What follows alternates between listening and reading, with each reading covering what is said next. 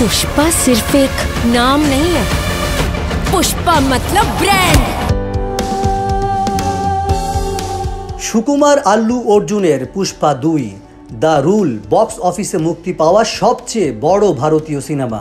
এই সিনেমাটি রাজামৌলির মহাকাব্যিক RRRকে সিংহাসনচ্যুত করে বক্স অফিসের শীর্ষে অবস্থান করছে। প্রথম দিনেই শুধু ভারতের বাজার থেকে শুরুর দিনেই সংগ্রহ করে নিয়েছে 233 কোটি রুপি।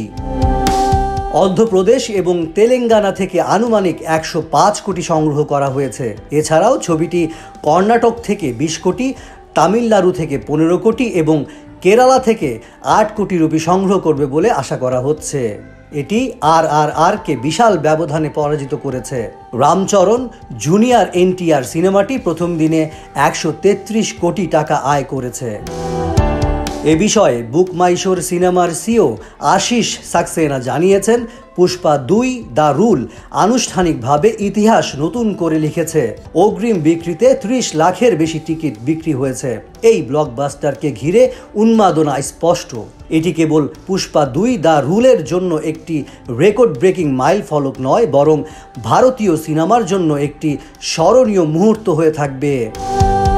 সুকুমার পরিচালিত এবং মে3 মুভি মেকার্স এবং মুত্তা মোশেট্টি মিডিয়া প্রযোজিত এই সিনেমাতে আল্লু অর্জুন, রশ্মিকা মান্দানা এবং ফাহাদ ফাসিলকে পুষ্পারাজ, শ্রীবল্লী এবং ভানোয়ার সিং শেখাওয়াতের ভূমিকায় দেখা যাবে। পুষ্পার প্রথম কিস্তিতে অভিনয়ের জন্য জাতীয় পুরস্কার পান ছবির প্রধান চরিত্র আল্লু অর্জুন।